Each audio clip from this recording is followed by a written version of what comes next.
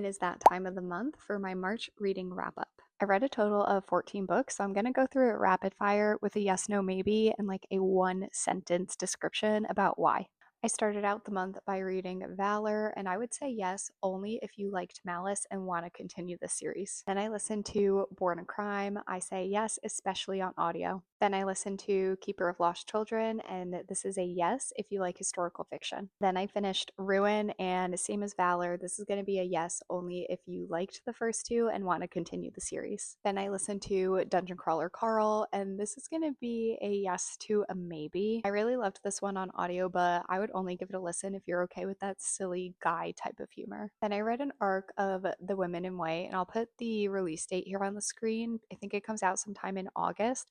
And I say yes, definitely pick this book up if you like psychological thrillers about housewives in the 60s. Then I picked up Piranesi, and I say yes, especially if you like both fantasy and mystery. This kind of blends the two together.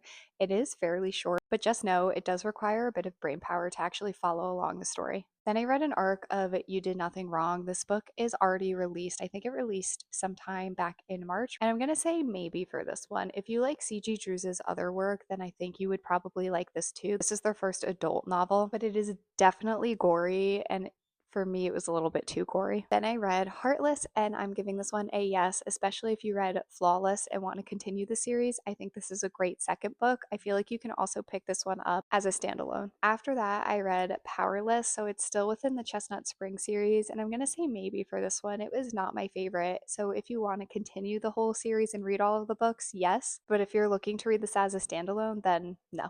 Then I listened to The Story Might Save Your Life, and I say yes, especially on audio. Then I read Conform, and I'm gonna say no, unless you really, really like dystopian novels, then this might be for you. But for me, I felt like this was definitely overhyped. Then I listened to The Secret Book Society. I'm also going to give this one a maybe. If you really like historical fiction, then you might like this one. It's very short and very quick.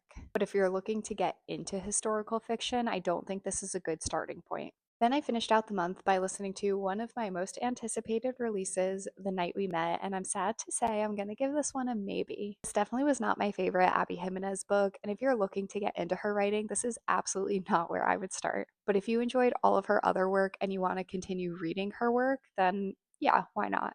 And that is everything I read in the month of March. Thanks for watching.